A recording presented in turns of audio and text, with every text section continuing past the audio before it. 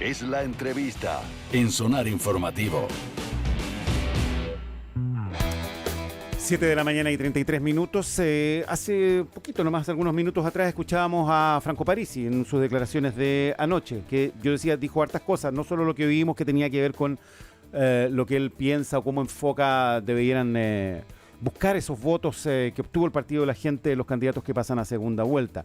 Entre otras cosas, aludió a nuestro invitado, con quien teníamos un acuerdo previo de hacer un análisis de las elecciones en esta mañana, pero fue aludido directamente por uno de los candidatos, por uno de los protagonistas de la noche, Franco Parisi. Entonces, quiero partir, Alberto Mayor, por preguntarte por esta alusión directa que hace el candidato Parisi a tu persona y a otras encuestadoras también, ¿no? A propósito de que no vieron venir este fenómeno y el resultado que obtiene finalmente. ¿Cómo estás? Muy buenos días. ¿Qué tal, Pablo? ¿Cómo estás? Buenos días. Bueno, tiene toda la razón, para empezar. Tiene toda la razón. Evidentemente, tiene toda la razón. Y es muy... es un tema bien importante, primero porque... dejo inmediatamente dicho que me parece lo que sigue es pasarse de varios pueblos cuando uno va y dice, porque él habla de manipulación de los datos. O sea, eso es una cosa bien grave y son una denuncia al voleo bastante seria porque hacer este trabajo no es nada fácil. Las encuestas son muy complejas porque uno tiene que ir a buscar un universo al cual no tiene acceso, no tiene cómo llegar más que a través de mecanismos de aproximación. Para decirlo en simple, hay más de 10 millones de personas que están participando en un proceso electoral y tú no tienes un listado de esa población ni cómo contactarlos. Tienes que construir mecanismos para poder acercarse a eso y eso es muy complicado. Ahora, esto que él plantea, que hay una parte que me parece que es muy importante y lo que dice es cierto, es que efectivamente él quedó en una posición en la cual no tuvo acceso a lo que llamamos el voto útil, es decir, si no era considerado en el juego de posibilidades de segunda vuelta, muchos electores no lo consideraron como una posibilidad real para poder llegar y por tanto, y me parece que ahí hay un punto que es totalmente cierto, donde él se puede haber visto perjudicado, no sabemos cuánto ni nada, pero se puede haber visto perjudicado en no estar dentro de ese espacio. ¿Okay? Eso es algo bastante relevante porque eventualmente podría haber sido un resultado todavía incluso mejor. Y eso es completamente probable. Obviamente no podemos decir que sea cierto, pero el análisis es correcto. Ahora, desde el punto de vista de la parte técnica, mira, el mecanismo con el cual todos nos aproximamos a esto cuando no tenemos el tiempo para una encuesta que se llaman probabilística y que además son muy difíciles de aplicar porque requieren llegar a un barrio, seleccionar una casa que aparece seleccionada al azar, a una persona dentro de la casa y tener que entrevistar a esa persona. Y eso es altamente complejo hoy día porque además hay muchos barrios donde entrar no es fácil, porque hay muchos barrios que están en los campamentos, por ejemplo en el norte, que tú no los tienes delimitados dentro del espacio de habitabilidad y por tanto no aparecen, pueden no estar en tu radar siquiera. Entonces hay una serie de complejidades en esa medición. Dentro de eso, lo que podría generar una explicación, eso hay que investigarlo ahora en particular y es parte de lo que nosotros tenemos que hacer, es básicamente tratar de entender qué significa, qué tipo de votante apareció a partir de este fenómeno. Y allí hay una cosa que parece ser bastante probable. Ajá. A nosotros nos aparecían un porcentaje muy grande de personas en todo Chile que llamábamos los disruptivos. Alguna vez creo que lo conversamos en términos, que es una categoría que sale matemáticamente, nos aparece que efectivamente hay un grupo de personas que están descreyendo radicalmente de la institucionalidad. Y lo que no teníamos muy claro es cuánto de ese grupo, que son como el 60-70%, cuánto de ese grupo estaba descreyendo de manera más radical, cuánto de ese grupo consideraba que la institucionalidad tenía que modificarse para ser verdaderamente institucional, por decirlo así. No sabíamos cuánto estaban deseando retomar una cierta institucionalidad y cuánto estaban más bien por despreciarla. Eso, ese es un factor que es bien relevante. Y dentro de eso, parece bastante probable lo siguiente. Hay un conjunto de personas que podríamos categorizar, que Parisi va muy al corazón de eso cuando dice ni facho ni comunacho, Claro. que son personas que sienten que no hay respuesta dentro del sistema político y por tanto no hay respuesta dentro del eje izquierda-derecha. Son personas que uno se imagina como el centro político como una cosa particularmente moderada, pero eso está siendo evidente que no es así. O sea, el centro está en una cierta radicalidad, porque no es un fenómeno donde no sean tanto de izquierda ni de derecha, sino que son otra cosa bastante distinta. Y aquí viene el punto que a mi juicio es la parte más probable respecto a esta situación. Ese segmento es un segmento que podríamos decir no es comprensible para la derecha y no tiene una relación fuerte con la derecha, porque siente que la derecha no comprende sus niveles de precarización, que su arrojo al mercado ha sido duro y que finalmente la derecha no entiende eso. Eso nos aparece en las entrevistas cualitativas, sí. Nos aparece en varias cosas, y hay una expectativa de futuro baja en circunstancias que el gran incentivo del discurso de la derecha ha sido que el futuro es mejor, pero hay una expectativa de futuro que está muy baja al respecto. Y por otro lado, tienes a este mismo grupo considerando que no le interesa, y esto es muy interesante y muy terrible para la izquierda, no le interesa que la izquierda lo encasille en la dinámica de la víctima. No le interesa que le digan, mira, usted tiene toda la razón y qué sé yo, y usted es víctima de este sistema. Este sistema, claro. Entonces, en esa combinación aparece un Franco Parisi que por un lado no te encasilla en la lógica de la víctima, que es más bien tiene una ética más aspiracional, por decirlo así, y por otro lado que desde el punto de vista del mercado sí te dice, ojo, que aquí tú estás perjudicado en esta relación económica. Yo creo que en ese sentido es como, y claramente es el ganador en el sentido cultural, es el ganador de la elección. Alberto, ahí en lo que tú estás describiendo, uno podría decir en ese segmento de personas como que siente que las promesas de este sistema no se han cumplido, ¿no? Ha costado mucho salir adelante, ¿no? E institucionalmente los ejes de poder no lo han resuelto. Hay un reclamo que uno podría asimilar al estallido social incluso. Entre esas personas. Claro, ¿no? es que esto, a ver, claro, nosotros estábamos operando con la tesis de que después de los fracasos constitucionales, Chile estaba absorbiendo esa crisis, todo lo que podía, con las dificultades del caso, pero que la estaba absorbiendo, y que había un esfuerzo de respuesta política que estaba jugándose en esta elección por los distintos sectores. Bueno, la noticia en ese sentido más profundo del asunto es que eso no está ocurriendo. Lo que ocurrió aquí es perfectamente un símil del estallido social, esta vez en forma electoral, en forma política, donde aparece esta anomia generalizada. No manifiestan esta dinámica que uno se imagina como orgánica de movimientos sociales, sino a partir de un grupo gigantesco de personas que no están clasificables dentro de las formas habituales. Exacto. Y no es sorprendente entonces que una figura como Pamela Giles, que de alguna manera también ha intentado representar eso o tomarlo, esté hoy día en el Partido de la Gente, y esto nos da también una idea de que es un grupo de personas difícil de clasificar, ¿no? Porque cuando uno trata de imaginar qué puede pasar en el Parlamento con 14 diputados del Partido de la Gente, bueno, como que cuesta un poco saber hacia dónde va a caminar esa bancada, ¿no? ¿Cómo ves tú esa parte, ¿no? Porque una cosa es lo que capitaliza el candidato Parisi, y luego tenemos esta, cantidad inédita de diputados que están obteniendo.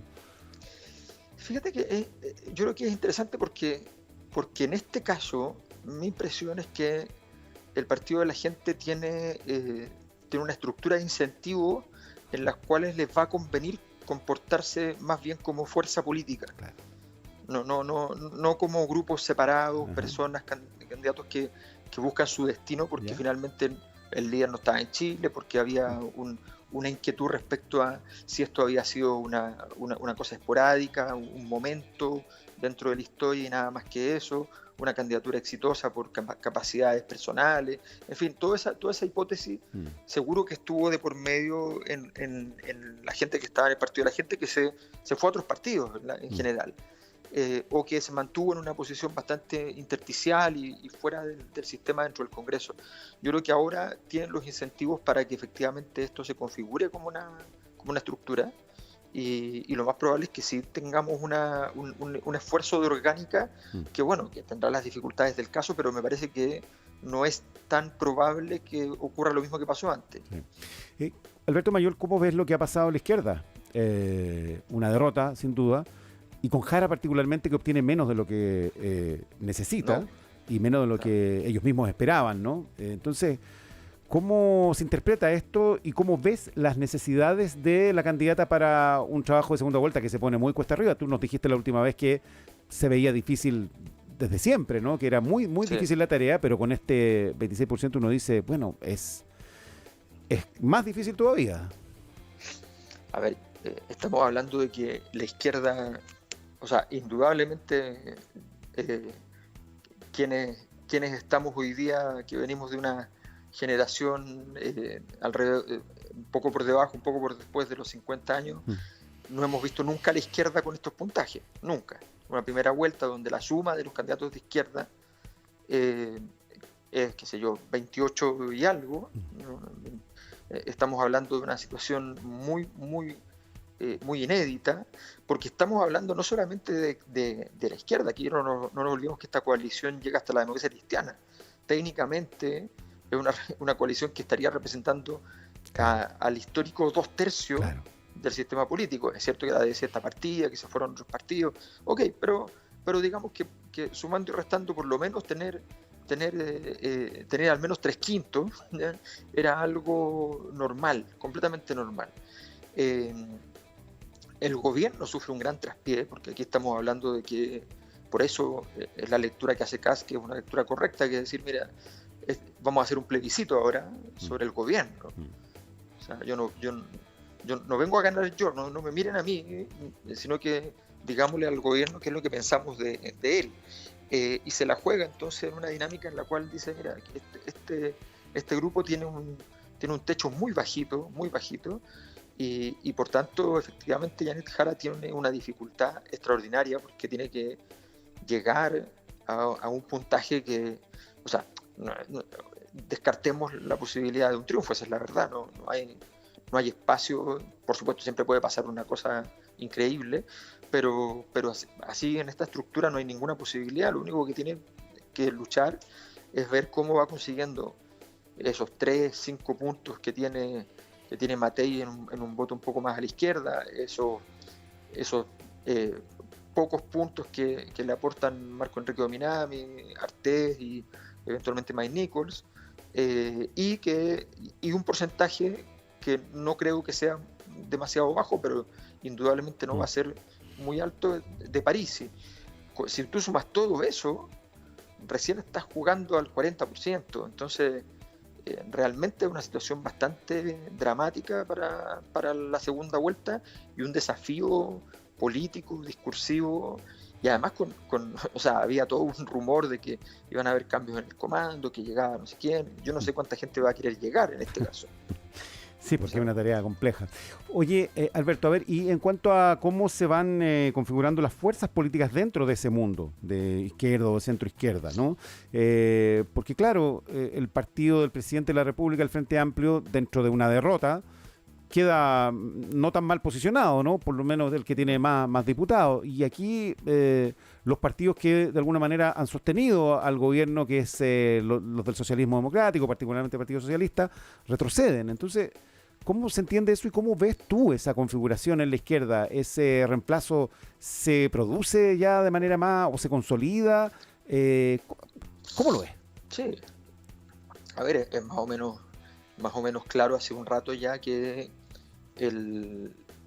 primero, que el mundo político que existía hasta hace poco y que era una estructura muy robusta, muy sólida, no ha tenido episodios, sino que está en una crisis grave, posiblemente terminal. Y de hecho los liderazgos en general nuevos, por izquierda y por derecha, surgen extramuros de la transición. Eso está bastante claro. Y por tanto, considerando entonces que tanto esos proyectos como las novedades fuera de ese eje, como el caso de Parisi, tanto los proyectos más radicalizados en términos ideológicos como los proyectos más radicalizados en términos de un discurso más de órbita populista, toda esa radicalización nos habla de que las bases fundamentales, digamos, de la transición están en cuestión. La gran pregunta es si ese cuestionamiento es solo un cuestionamiento político a esas fuerzas políticas o hay algo aún más profundo. Ajá, claro. Que tenga Claro. que ver con un cuestionamiento al liberalismo político, Sí. a la institucionalidad, al portalianismo chileno. Sí. O sea, eso ya es una duda que es lacerante, pero que vale la pena revisar, porque de verdad está en la puerta, al menos eso. Sí, y ahí hay puntos interesantes porque tienen que ver con fenómenos sociales, sociológicos, ¿no? Es decir, cuando tú hablas de que el partido de la gente y el fenómeno Parisi capitaliza una expresión, un sentir, unas ciertas como sensibilidades, uno también observa ahí lo que tú decías, ¿no? Una cuestión aspiracional dentro de eso, ¿no? Una disconformidad con lo que pasa, con la poca respuesta, pero cuando Parisi habla y su discurso tiene que ver con eliminar IVA, facilitar ciertas cosas que económicamente no se ven muy claras, y dice, bueno, quiero que tengan una camioneta más grande y que enchulen a la vieja. Ese discurso, ese texto, ¿no? Que es muy representativo, uno dice, bueno, ¿qué pasa aquí?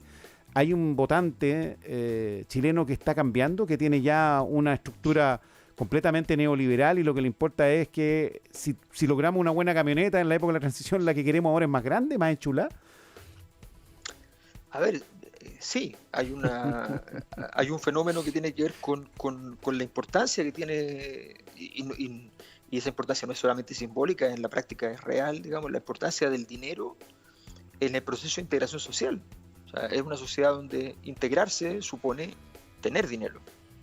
Entonces, y obviamente aquellas personas que están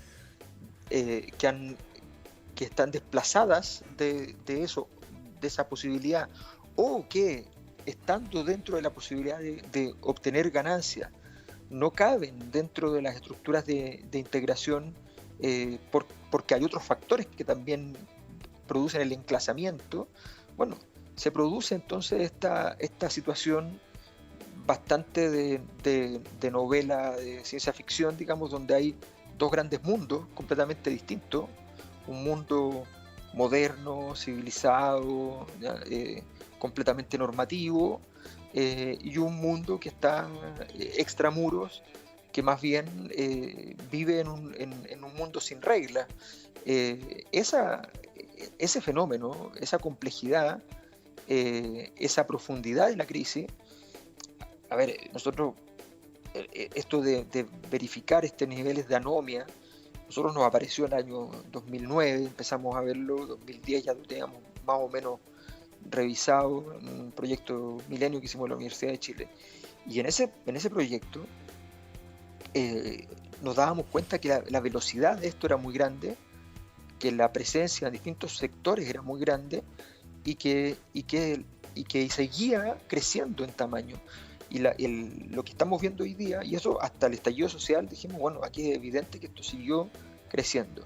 La pregunta ahora es, hoy día hay algunas respuestas, porque algunas cosas las podemos medir respecto a eso, otras son muy difíciles de medir, pero lo que hemos podido medir es que nosotros estábamos hoy día en una posición respecto a las élites muy parecida a la que existía justo antes del estallido. Entonces, efectivamente ahí hay una dimensión que para poder gestionarla, y esto va a ser un desafío gigante para el gobierno que venga, y para los gobiernos que vengan, y para los partidos políticos, cómo gestionar esa situación y cómo permitir que esa población participe del juego normativo, de las reglas, de la moral imperante.